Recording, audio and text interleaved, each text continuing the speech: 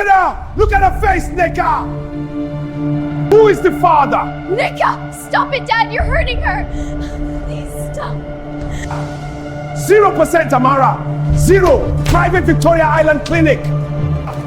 Delivering a blank envelope to my own gate. It's a fake, Daddy. It's a lie. Someone is trying to ruin us. She would never Do this. Look at her. Say something, Mom. Please defend yourself.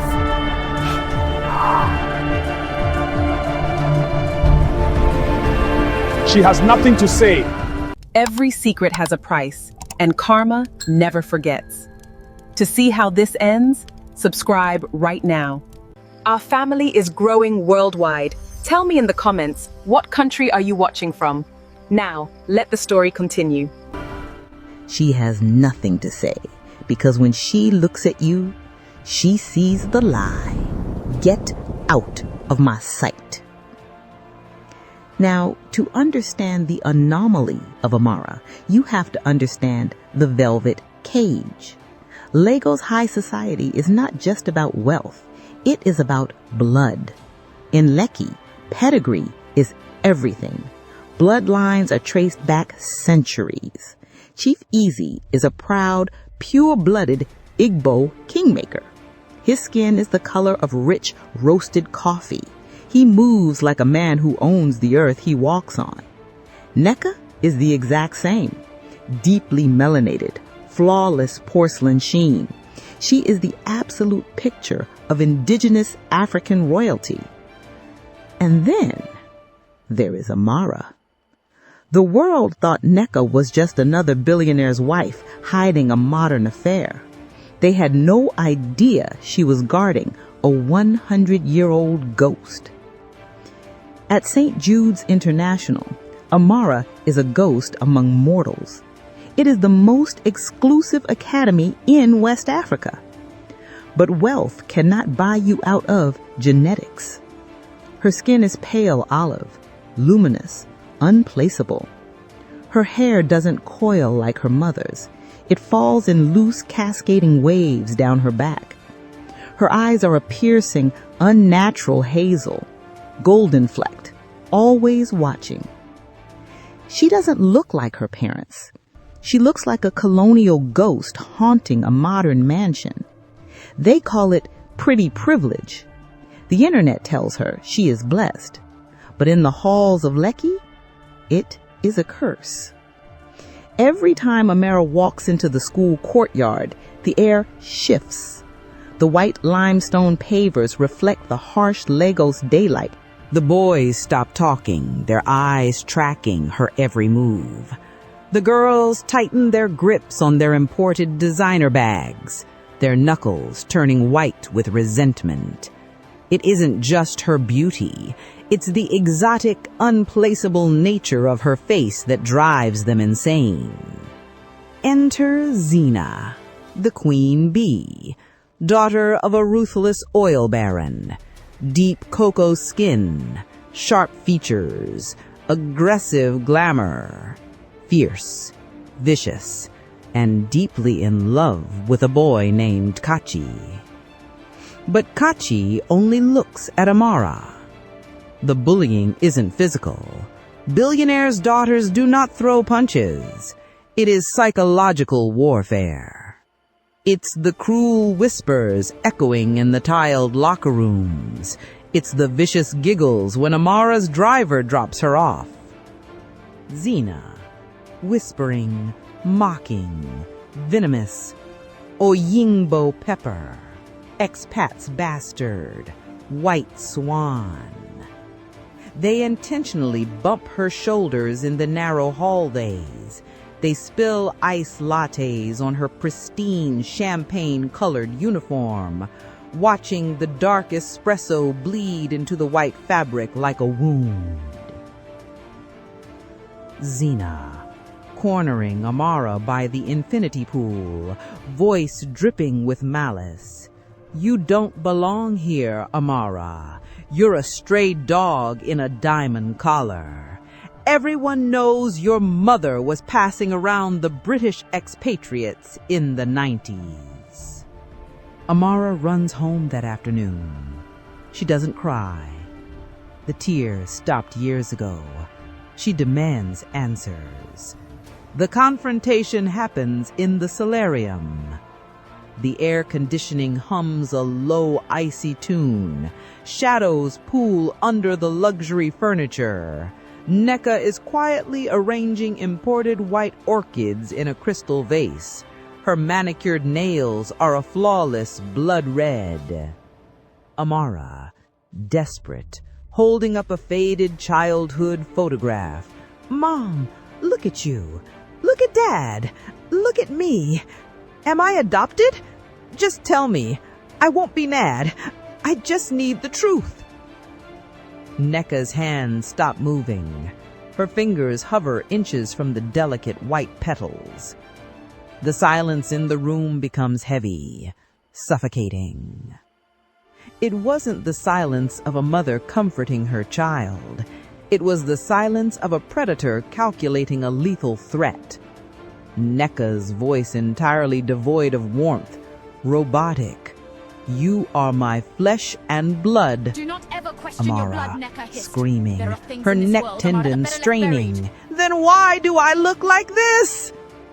Nneka hurls the heavy crystal vase. It shatters violently against the marble wall.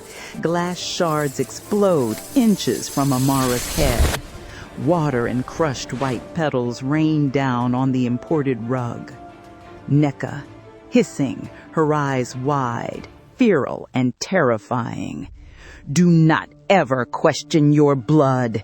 You do not understand what it takes to preserve a lineage. There are things in this world, Amara, that are better left buried." Why did Nneka specifically use the word preserve? And what exactly was she hiding in the dirt beneath the bleeding heart vines? Amara backs away, her heart hammering. Her mother wasn't just hiding a fleeting affair. This wasn't about a night of passion with a white businessman. The panic in the Nneka's eyes was too deep. It was ancient. Amara stops asking questions, but the seed of doubt is planted. It grows roots. It poisons the water of their home. Chief Eze starts sleeping in the guest wing. The whispers at St. Jude's grow louder. And then the anonymous 0% DNA test arrives. The foundation of the Eze Empire begins to crack. Then came the night of the storm, 2:14 a.m. The Lego sky tears open with apocalyptic fury.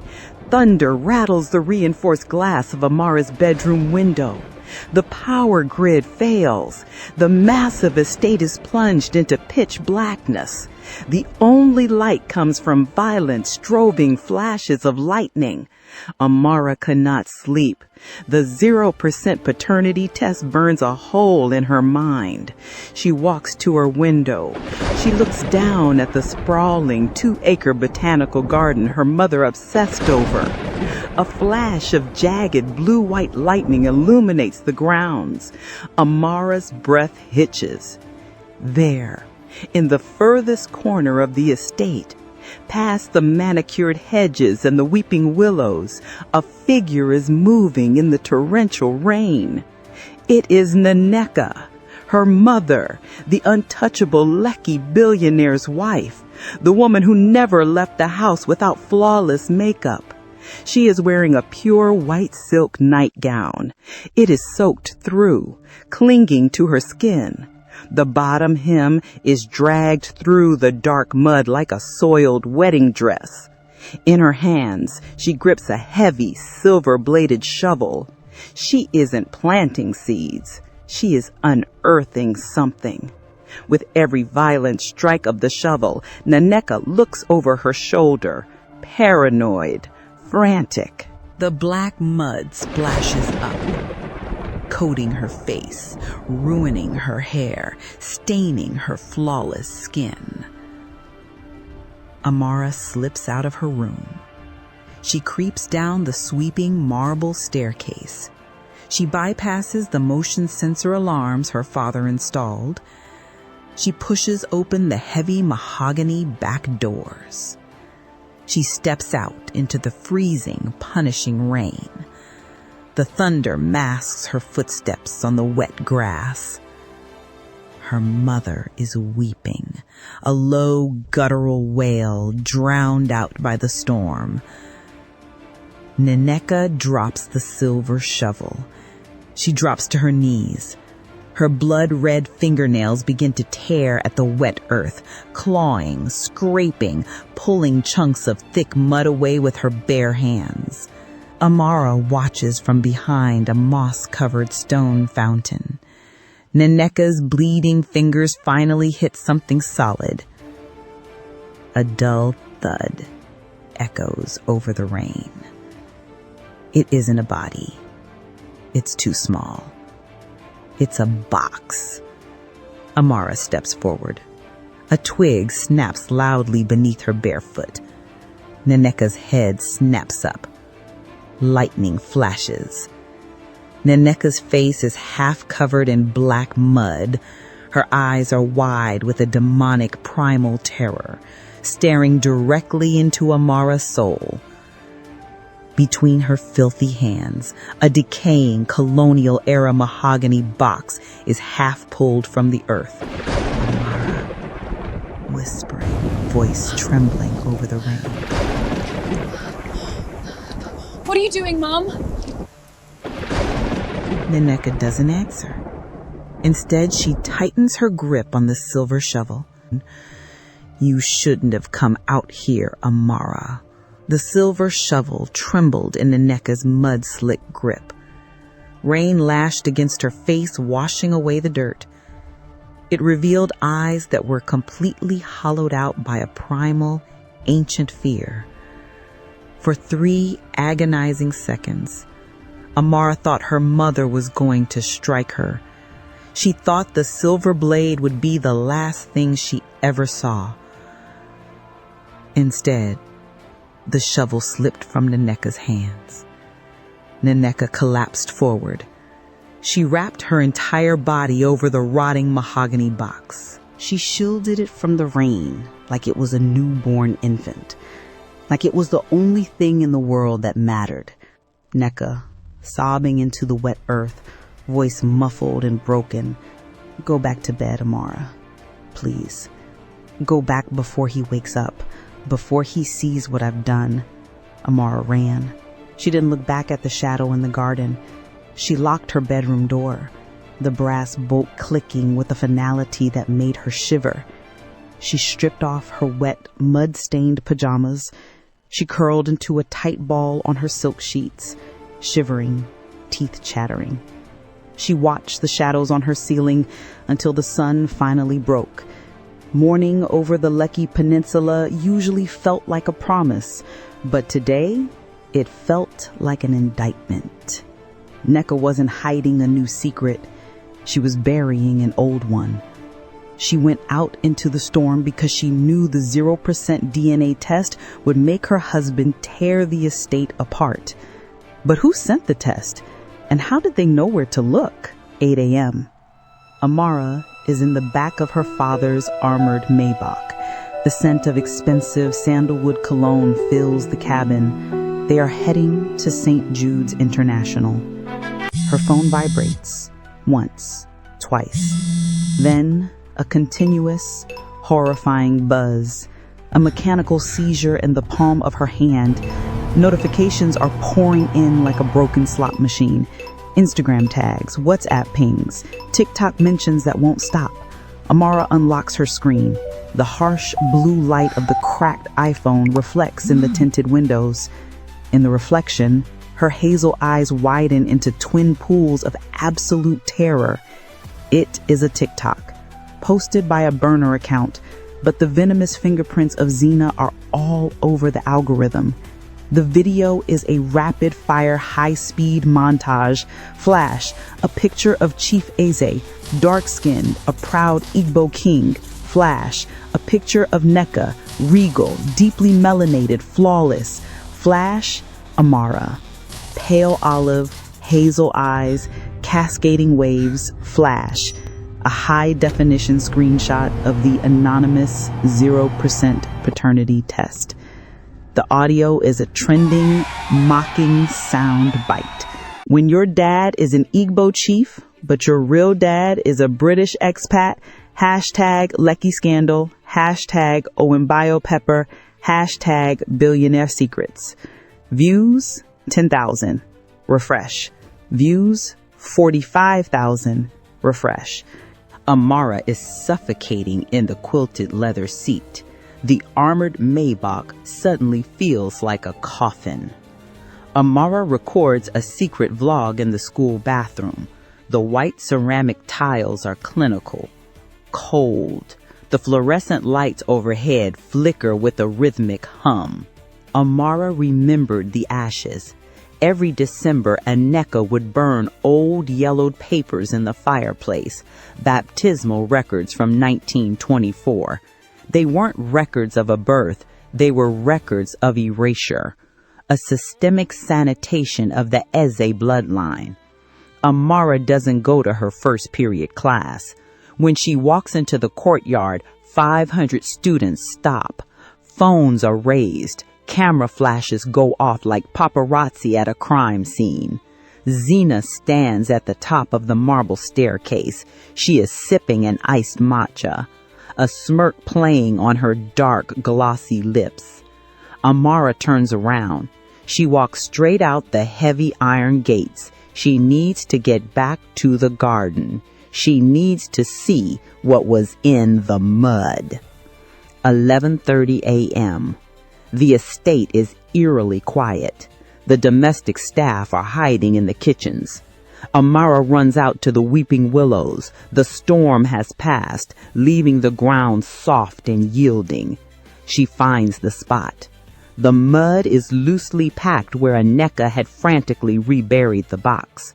Amara falls to her knees. She ignores the dirt wedging under her expensive nude polish. She digs with her bare hands. Her fingers hit cold metal. It is the heavy brass latch of the colonial strong box. She pulls it free from the earth's grip. It is rotting mahogany and tarnished metal. She breaks the rusted latch with a heavy garden stone. The lid creaks open. Mama, Inside, what are there you is hiding? no money, no love letters from a modern lover.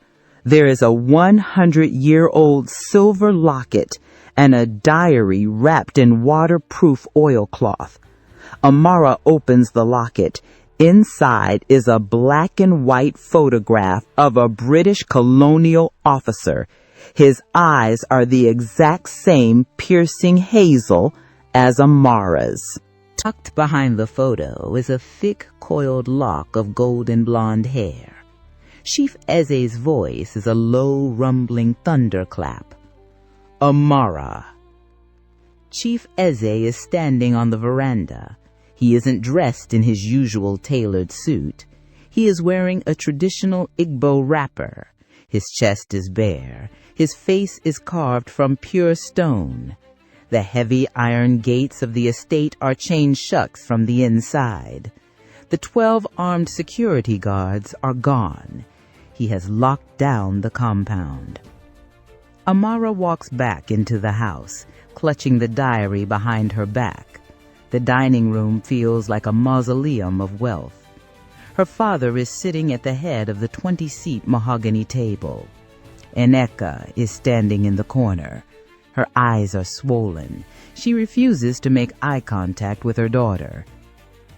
Chief Eze's voice vibrating the crystal glasses on the table. Half of Lagos has called my phone this morning. The kingmakers, the ministers. They are all asking me why my daughter looks like a colonizer.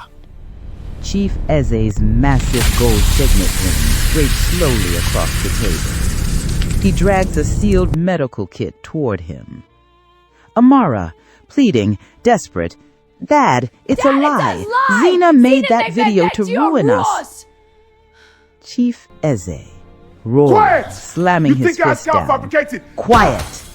You think a high school girl fabricated a clinical DNA test? Zena didn't send the test to this house. I did. Amara stops breathing. The trap had been set by her own father. Chief Eze said, "I bribed your dentist for a cheek swab 3 weeks ago. I sent the test to gauge your mother's reaction, and her reaction was to dig in the dirt like a rat. I have flown a geneticist in from Geneva. He is in the drawing room." Aneka lets out a choked primal sob. "Eze, please! You don't know what you are doing. The bloodline. You are destroying everything we built." Chief Eze, the bloodline is already tainted. Open your mouth, Amara. The geneticist from Geneva is a ghost in a gray suit. He moves with clinical, terrifying precision.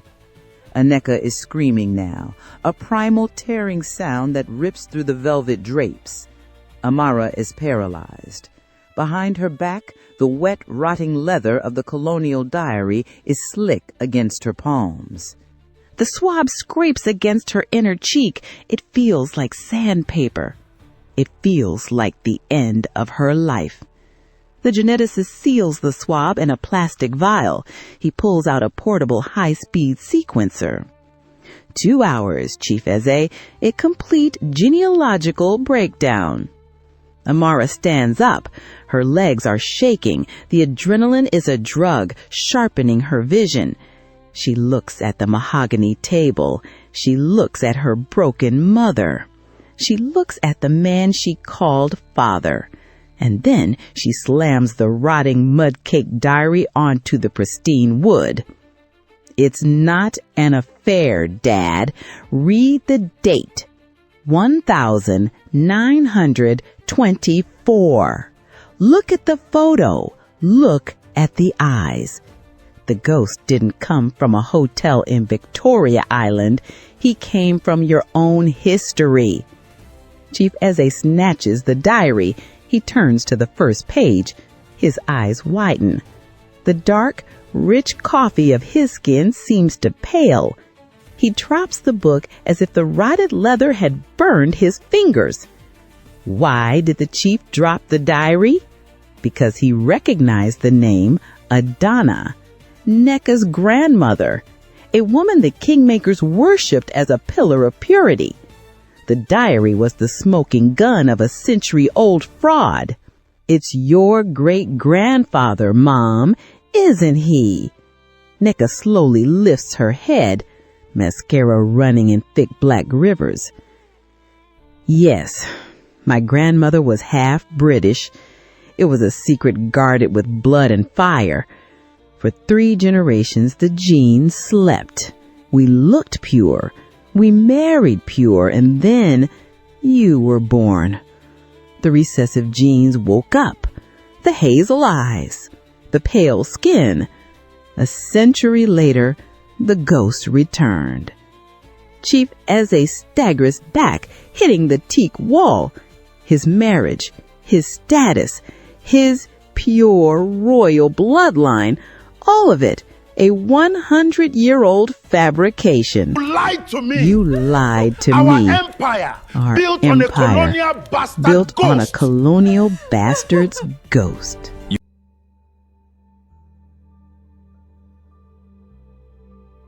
The drawing room door clicks open. The geneticist from Geneva walks out. He is a ghost in a gray suit, entirely oblivious to the shattered family in the room. He holds a single printed document.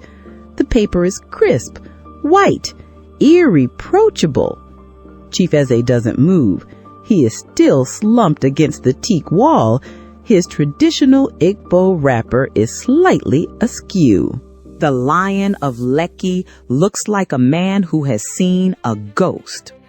Amara walks forward. Her legs are no longer shaking. The adrenaline has burned away the fear. She takes the paper from the geneticist's hand. The numbers are printed in sharp, undeniable black ink. Probability of paternity, 99.9% match. It is the ultimate irony. Biologically, she is his, purely, undeniably. But socially, historically, She is a walking indictment of his pride. Amara turns to her father. She holds the paper up. The cold, clinical white of the document reflects in her hazel eyes. Amara, voice cold, steady, sovereign. I am your daughter.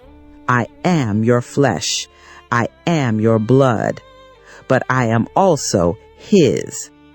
She points to the silver locket on the table. The British colonial officer with the wavy hair and the golden flecked eyes. Chief Eze falls into his heavy mahogany chair. He covers his face with his massive gold-ringed hands. A billionaire reduced to rubble. His empire was built on the foundation of purity. Now he knows his foundation is made of sand. Nneka is still crying on the rug. She is surrounded by the rotting velvet and the mud-stained mahogany. Amara doesn't comfort them. She doesn't scream anymore. She takes out her phone. She opens TikTok. She pulls up the viral video Zena posted, the one with 112,000 views, calling her mother a whore. The video Amara is about to post isn't just a response. It's a declaration of war. But Zena isn't just a bully. She is a member of the Fire lineage, the families who have hunted the keepers for a century. Amara, whispering into the camera lens, voice vibrating with authority. They wanted a scandal. They wanted to ruin a billionaire's wife. But they didn't know they were pulling a thread that would unravel the entire history of Lekki high society. My name is Amara Eze, and I am going to tell you a story about 100-year-old ghost. She hits post. Across the Lagos Lagoon, 5 million screens light up in the dark. The Ghost Archive is awake. And it is trending. Zena's smirk vanishes in her luxury bedroom. The lie she spun has become the noose around her own neck. Back in the Eze dining room, the phone begins to ring. Chief Eze's gold-cased smartphone vibrates on the mahogany. The caller ID flashes brightly. Minister of Petroleum. He doesn't answer it. He can't. The kingmaker has been dethroned by his own daughter. Nneka, rising from the rug, her voice raw but clear. You were ready to throw us out, Eze. You were ready to burn the house down to protect a lie. But you don't get to decide what blood is sacred. Amara walks to her mother. She kneels. She places the silver locket into Nneka's mud-stained palm. You didn't bury me, Mom. You buried the truth. Now tell me about the keepers. Nneka leads Amara back into the garden. The rain has stopped. Dawn breaks over the Lekki Peninsula in shades of bruised purple and gold. They walk toward the old stone well hidden behind the ancient baobab tree, the one Nneka forbade her to approach since she was a child. The iron grate isn't locked. It slides open with a dry metallic groan. Beneath it, there is no water, just a hollow, stone-lined cavity. Inside is a brass cylinder, sealed with red wax, etched on its side in bold industrial serif, Project Kalu. Nneka, her voice is distant, clinical. Adana wasn't the only one, Amara. In the 1920s, the world was changing. The bloodlines were mixing. The elite families wanted to erase the children, but the mothers formed a pact. Project Kalu was never about a family secret. It was a covert pan-West African archive of thousands of sleeping lineages. 100 years of genetics hidden in plain sight, waiting for the moment they would be needed to reclaim the continent's history. Amara twists the brass cylinder. It unscrews with a hiss of pressurized air. Inside is a micro SD card and a single folded slip of vellum paper.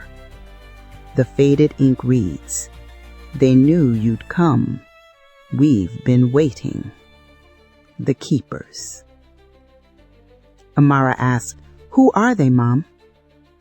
"The ones who remember the names the history books deleted. The ones who know that Zena's family, the Fire Line, has been trying to burn our archives for a century." Amara doesn't go back to the mansion. She walks out the estate gates. She heads to Victoria Island, to the Bite Hive, a 24-hour cyber cafe hidden behind a faded calabash mural. The entrance is a rusted iron hatch etched with the Gianne symbol, the symbol for supremacy.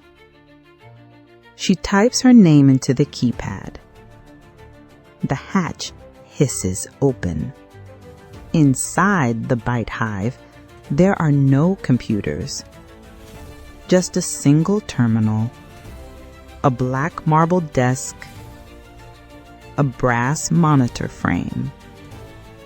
A calm, genderless voice speaks from the speakers. "Welcome, Amara Eze. We've been expecting you. Kalu protocol initiated." Amara inserts the SD card. The monitor flickers to life. It displays a map of West Africa pulsing with red nodes. Accra, Kumasi, Dakar, Freetown. A door slides open behind Amara. A hooded figure steps out, tall, regal, wearing an indigo-dyed robe woven with gold Adinkra symbols. In one hand, a calabash. In the other, passport. The keeper hands her the passport. "You are not the first, but you are the first to choose to see." Amara looks at her photo. She looks at her hazel eyes. She isn't an expat's bastard. The bullying was just the beginning, Amara. The Fire Line knows you have the locket. They know the ghost is awake. Then let's show them what a ghost can do. This is the Ghost Archive, where history doesn't lie. It waits. The next secret is already buried. Don't miss out. Every secret has a price, and karma never forgets. To see how this ends, subscribe right now.